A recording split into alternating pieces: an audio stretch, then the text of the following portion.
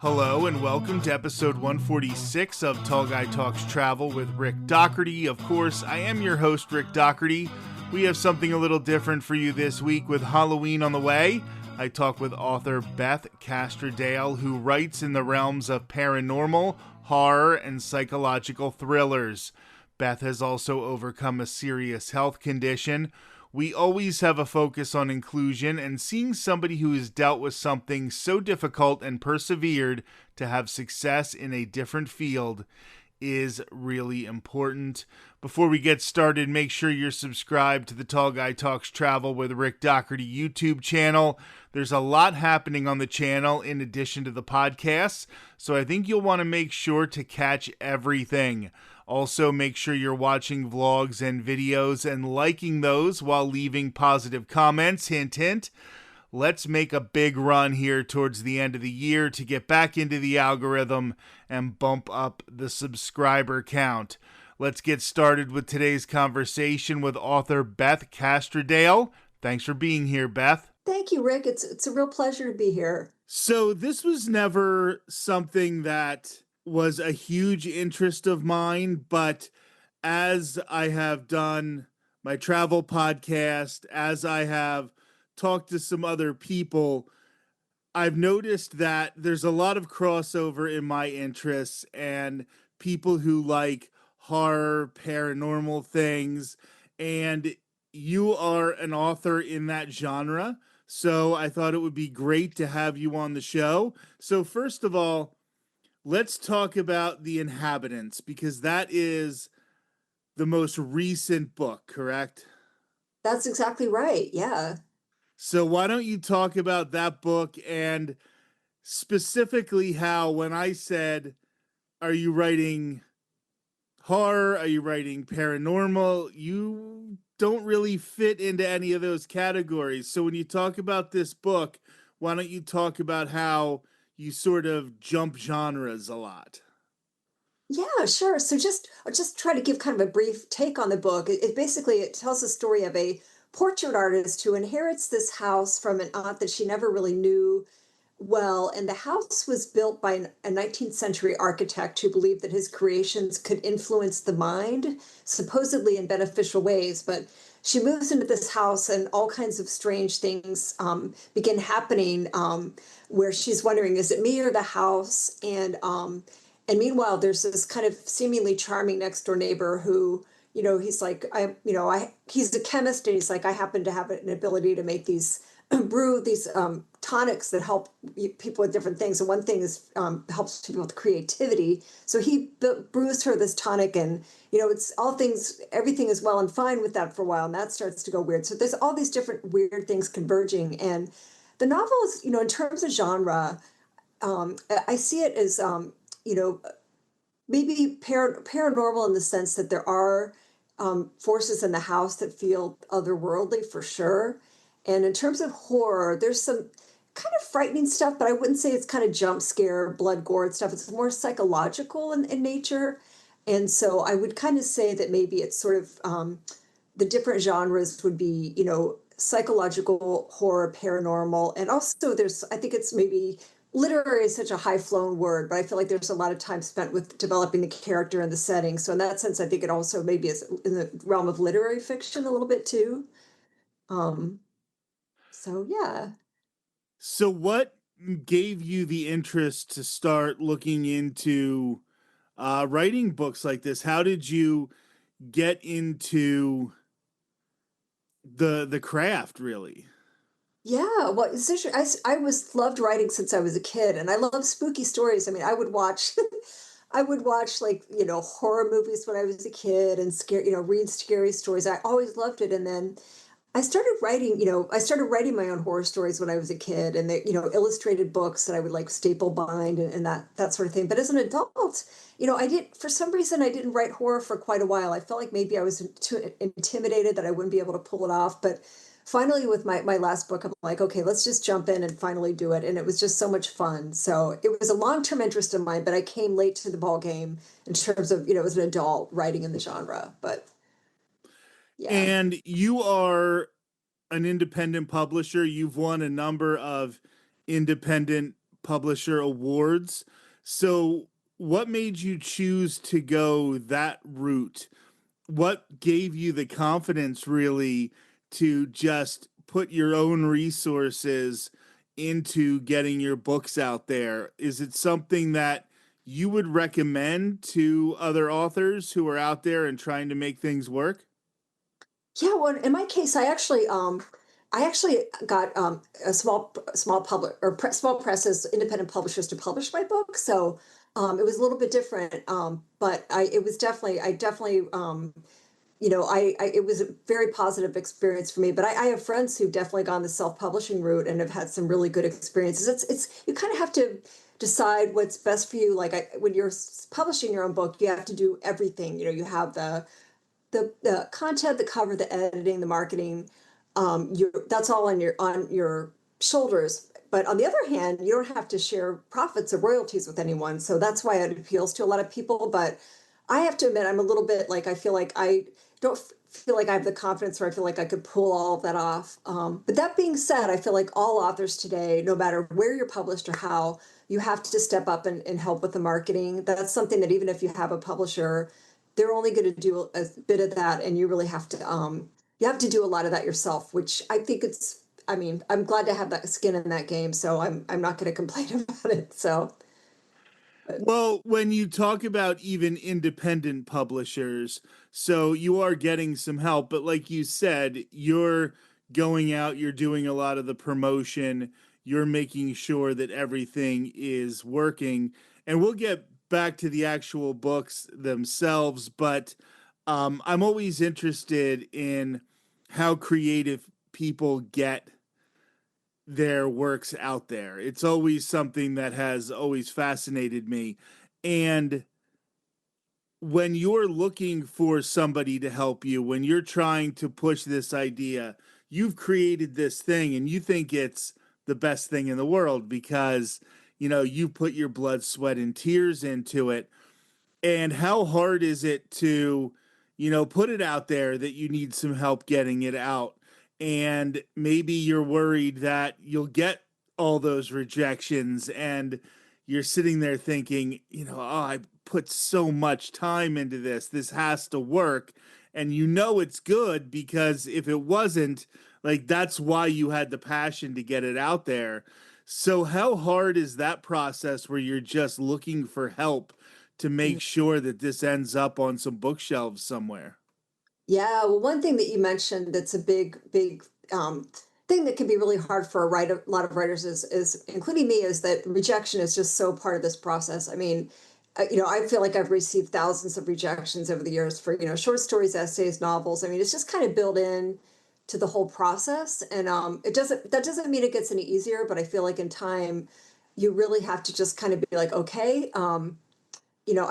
That's sometimes you can learn from, if you get comments from people who in the rejections, you could think, oh, that's something for me to consider in revising it. A lot of times they're just form rejections and you don't get any input at all. So you just have to kind of have some stamina in there, and not have try to try to work your way through it. I mean, sometimes I think every writer, and probably everyone who's creative in some way, has a dark night of the soul where they're like, I'm an imposter. I really can't do this. And I feel like it's something that everyone grapples with, and I have too. And I think it's just something that you try to work through. And then in terms of the other challenges, with marketing and that sort of thing, I found like the one thing that's really wonderful is the writing community is so generous and helpful, and I feel like we really try to. I mean, I know like any endeavor, there's competition, but I don't know. I feel like especially in the local writing community here in Boston, people really try to help each other out with advice or leads or stuff like that. And I feel like it's really, and I'm happy to do what I can to help others too. So it's really, that is just such a great part of getting help, just the community. So yeah, I feel lucky for that. So, when you're writing a specific genre or even a book that goes between multiple genres, do you find yourself having to? I'm trying to think of the best way I want to describe this, but you're obviously going to be putting yourself into a clique. People who like horror, people who like the paranormal. And do you find that you're seeing other people in your sphere who are creating things that maybe you don't like that much, but you want to help support them because you know that like that rising tide lifts all boats when it comes to having a successful community. Like you said, you're from Boston, so that is an area where people are very literate. They're going to buy books more than in some other parts of the country. But do you feel like it's important to raise an entire community because if somebody gets into this person's book, even if maybe you don't see the connection to your book, Mhm. it's good for them to have the ability to go from them to them. Hmm. Yeah, I mean, I think like sometimes, it may be books, maybe it's um, books that are, maybe a genre that I don't that's adjacent to horror, but I don't necessarily read it. I mean, there's some books, for instance, like fantasy and fantasy and super and science fiction, for instance, are you think, oh, I write horror, I'd be really super interested in that, and I don't really read any of that. Like I tend to read like horror books, paranormal, but also just straight on literary fiction of any type. So even though science fiction and fantasy aren't something I tend to read, I have been exposed to some of those books and have ended up reading some of them and really admired them. And I feel like if there's, if I could leave a review on Goodreads or Amazon, or just try to, if this person gives a reading, I feel like in a way that even if something I feel like, oh, it's not something that is in my natural sphere, so to speak, I feel like there are still ways that I can reach out. And also, I've learned things from those books that I've read that I never thought I would read before, like something about creating worlds and oddities and the strangeness that can make a book so wonderful. I feel like I've learned from those books too. So, And yeah. I kind of bring that up because I know when I started my travel podcast, and there's a weird crossover between people who go to theme parks and people who like WWE wrestling. And I just like could not hang with WWE wrestling, but I sort of had to realize like, okay, I have to keep my mouth shut about this thing because I got a lot of people who are Right. sort of cross fans. And you never know, like you said, like you're learning things from genres that maybe you never thought you'd read, but now that you are an active author, you're finding yourself reading more and maybe some things that you wouldn't have read in the past. So you end up incorporating them. So you never know how that's going to work. When we Right. get back to your book, The Inhabitants, I've noticed that the Book of the Inhabitants, there's an artist. One of your earlier books involves a musician. So you tend to write about creatives, and I've talked about how creatives interest me. Did you find that it's easier for you as an author to sort of gravitate towards writing about these people who create things because that's your passion as well? Yeah, that's an excellent point and question. Like I definitely feel that's the case. Like I feel like I don't know, like I know I'm biased when I say this, but I feel like sometimes there's a certain purposefulness or lifeblood that goes through people who like to create things. And I would even say like I mean, I love it when I see someone, I mean, a friend of mine who creates beautiful, woodworks, pieces of furniture, but also musical instruments. I mean, I can never begin to know how you create those things, but I just feel like there's something so inspiring to me about someone who's driven to create something of beauty and they're just driven to do that. And I don't know what that's endlessly fascinating to me. And I just also find it inspiring. So before I leave the planet, I might write a book about someone who's not, maybe, I don't know, maybe they're, you know, who knows what their profession will be. Maybe it won't be creative, so to speak. But But now that I think of it, I think maybe everything has some creativity in it, right? Maybe every human endeavor has some kind of creativity in it, I guess, maybe.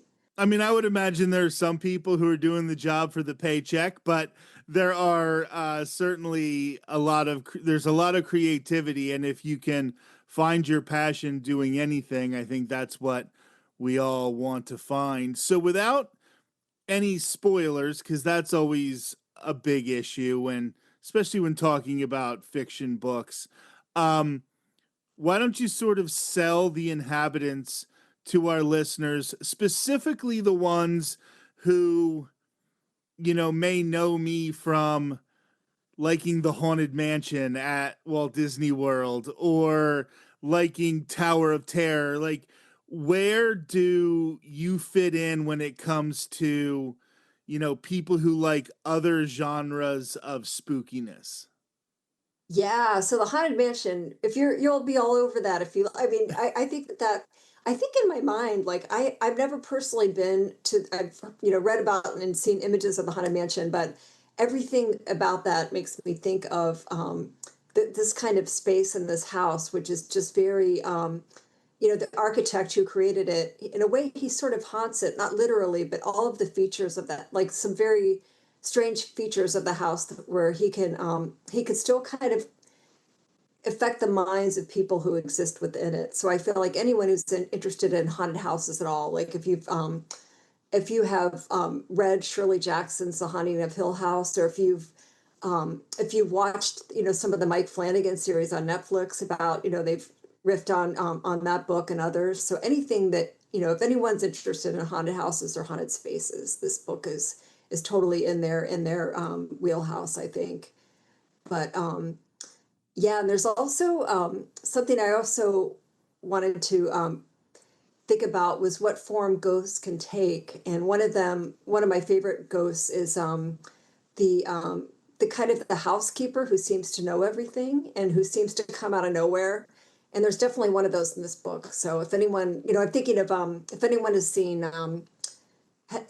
Rebecca or watched or read Rebecca by Daphne du Maurier. They have the great Mrs. Danvers of that book. There's definitely a Mrs. Danvers like character, although she's not evil like Mrs. Danvers. But, um, And then you mentioned the architecture being a big part of this book. So, did you go into it thinking about particular types of architecture, or did you have to go do research on that specific type of creativity to really solidify the vibe you were going for in this book? yeah, the house is definitely it's of the Victorian type, so it has very some Victor. I love Victorians, so that was part of it. But so it has Victorian features, but then it kind of goes off the charts a little bit in certain, you walk into there's one room and it's just, I won't give it away, but it's a room that ends up being like a weird, also almost like kind of a vortex into another space. And so there's sort of these, I'm going to bring up science fiction. I didn't mean to introduce science fiction in the book, but there's a little bit of it in there, that there's this element of strangeness that inhabits what seems to be in some ways a normal Victorian, but it isn't normal at all. And I think in terms of the research that I did a little bit of research into some that it's set in Vermont. And so I did some research into some features of Victorian homes in Vermont. There's few little quirks here and there. So I introduced those, but the other stuff is just kind of purely of my own invention. So So, you mentioned having inspiration from Victorian houses in Vermont, some other New England aspects. I think everybody knows about Salem, which isn't too far from Boston, which creates that spooky vibe. And then, of course, even to upstate New York with Sleepy Hollow and some of those stories. Do you find that Boston and New England in general plays a part in the type of book that you want to write? Do you feel like you just are creating in the perfect place to do this type of genre? Yeah, I mean, I feel like for the inhabitants in particular, it definitely has the chime of New England to it. Just in terms of the architecture and the setting and everything else. But actually, the book I'm working on now is a folk horror book that's set in the Midwest, and so it's a very different setting. So I think for me, setting is crucial wherever it is. Doesn't matter the state, the region. Like just being able to envision myself in that setting is crucial. But so it doesn't necessarily have to be in New England. But that being said, I think for the inhabitants, the New England setting is very relevant in terms of, just as you were saying, the feeling of like, kind of there's a lot of beautiful old Victorians here that have been preserved, and there's definitely there's a sense of place that is in New England for sure.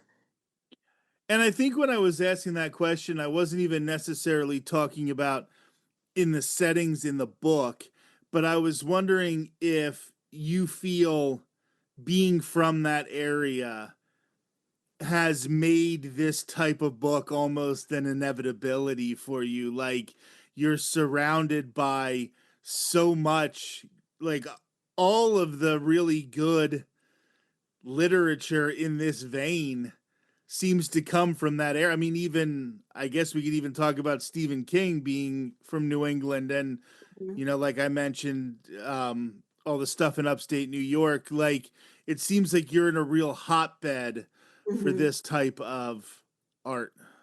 Yeah, no, definitely. I feel like definitely where I've lived has affected where, what I'm interested in writing and what has affected me.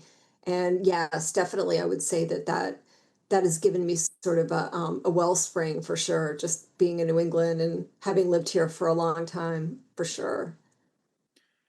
And I hope that we've done a good enough job selling the book, because I want to get into now one of the main reasons that I wanted to have you on the show. And ever since I have been creating podcasts, creating YouTube content, I have had an intense focus on inclusion.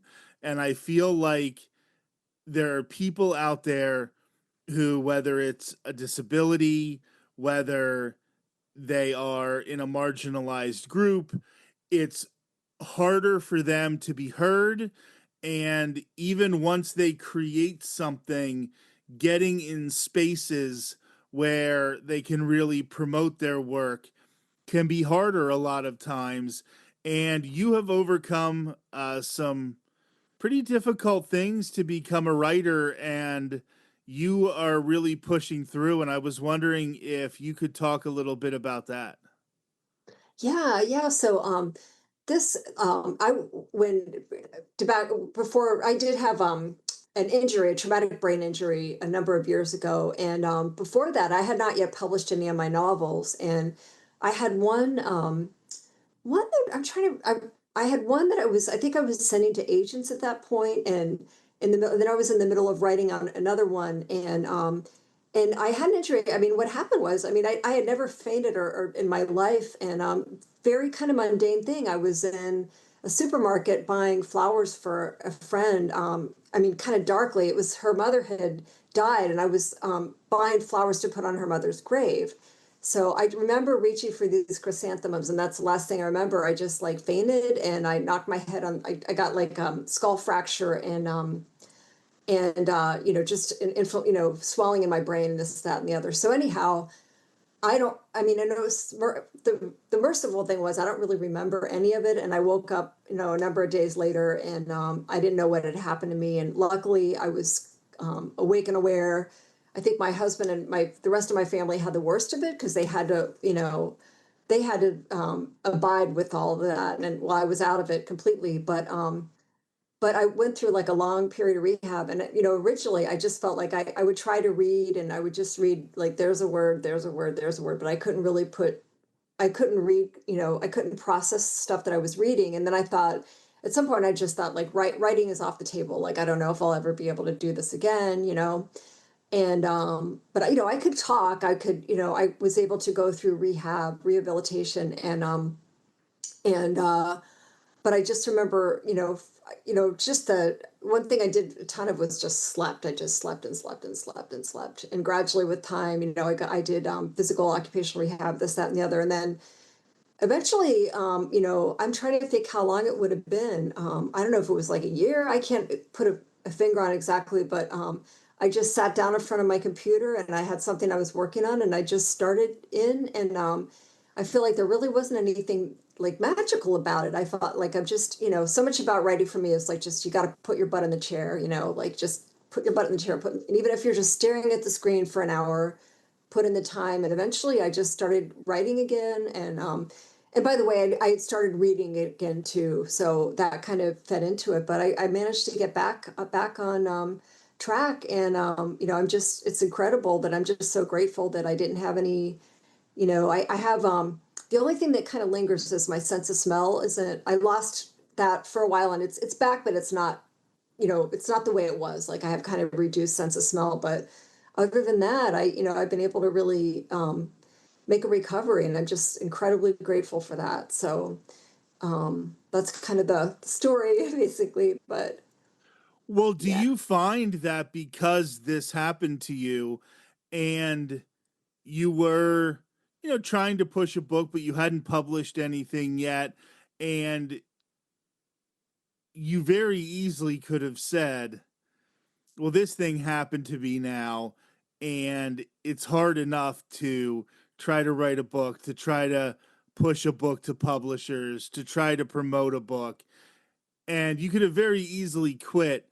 But do you feel like having that experience makes it easier for you to be like, no, I have to sit down and I have to write this because I was given a second chance to, I didn't know if I'd ever be able to do this again.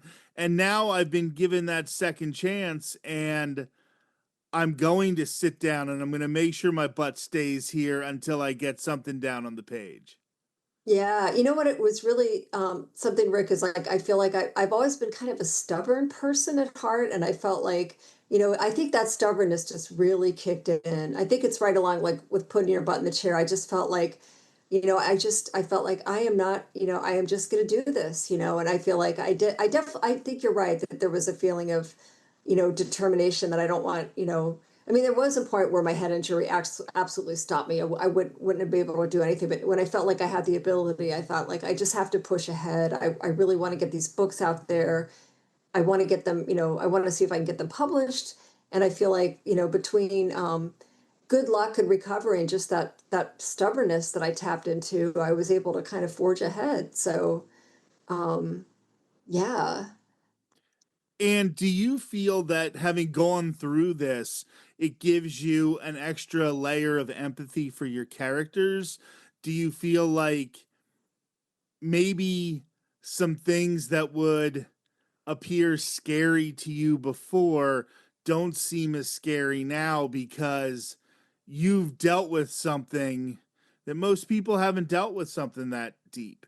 Some people haven't, what scary is because you had to deal with something where you didn't know if you'd ever be able to do your passion ever again. So do you feel like that brings an extra layer of empathy and you're able to really dig into your characters even more because you have that experience? Yeah, I think there's truth to that. I mean, I definitely feel that, with speaking of the inhabitants, I feel like they're, my character has had a pretty rough go of it, and she's had, she's had to persist to try to, she's without, going too much off on a tangent. She's trying to she is a portrait artist, and when she finds out that one of her portrait commission subjects is a very, very bad man, she figures out a way to kind of exact vengeance against him through her painting. And she really persists on that, even when she feels like it could really sideline her career. And in the new book I'm working on, the character feels like she's going to lose her farm if she doesn't really do step up and do some very difficult things. So I think you're right. I think without even really maybe consciously thinking of that, I think you're right that I kind of subconsciously could tap into my own experiences with that for sure. I have people who have a lot of interest in horror in my life, but I don't have very many creatives in that realm. And I find that the people in my life who are into horror, they are very cheerful people. Like, you wouldn't think about them, like they're not the goth kids who, are walking around with their, head down all the time as they go from place to place. Like, they're really, open and accessible people. And I wonder, as a creative in the horror field, do you feel that you kind of, break some stereotypes because, you seem like a pretty cheerful person. You don't seem like somebody who's really depressed all the time. I mean, we all have our moments, but I was wondering if you think that people would be surprised to compare your personality to your work. Yeah, that's funny. I mean, yeah, that's interesting. I never thought of that really, but I think of like Stephen King, like if you ever see him interviewed or, see his social media feed, he's a funny guy. I mean, he likes a good joke or what, you know what I mean? Like I feel like you could totally see it in him. And I don't know what it is, but I feel like I love like dark humor. So I don't know if there's a relation to that. Like you feel like I think I'm a pretty cheerful person, but I think in a way, sometimes I feel like sometimes you have to laugh or you'll cry at, what's going on right now, So I feel like sometimes horror and humor kind of go, they're really not, they really are often very closely related, I think. So I No, don't know, that's a maybe good there's some point. of that And going on. yeah, that's a really good point. And I didn't think of it, how much sometimes dark humor goes into things. And it's been a really interesting conversation because I wanted to give enough of a teaser to our listeners that they would want to get the book. I did not want to spoil the book, so I think we did a good job there. And I was very inspired by your story that you suffered this thing and you came back and you're stronger than ever, and now you're doing something that I imagine you always wanted to do, and now it's a reality. So I think that's both inspirational, and I think that it's a good lesson for all of us that we don't have as much time to accomplish our goals as we think. So sit your butt in the chair. Now, where can people get your books, Beth? Yeah, so the best thing to do is for the inhabitants, just you can Regal House Publishing is my publisher, but it's available on the usual places online. I usually instead of recommending the online place everyone would think of, if you want to buy it online, bookshop.org is a good place to get it because they support local bookstores if you buy it. And you can on my website, bethcastrodale.com, you can learn about my other books and see where to purchase those too. So yeah. So And hopefully, the owner of that website doesn't have a $50 million wedding. So, I don't think so. I don't know. It's hard for me to imagine maybe I don't know, maybe in Venice or whatever, right? I don't know. anyway, Beth, thank you so much for joining us. I really enjoyed this conversation. Oh, me too. Thank you so much, Rick. It was really a pleasure to talk to you. So thank you so much. This has been episode 246 of Tall Guy Talks Travel with Rick Doherty. We will be back next Thursday with another brand new episode, and I can assure you that we will be getting back to talking about the theme parks.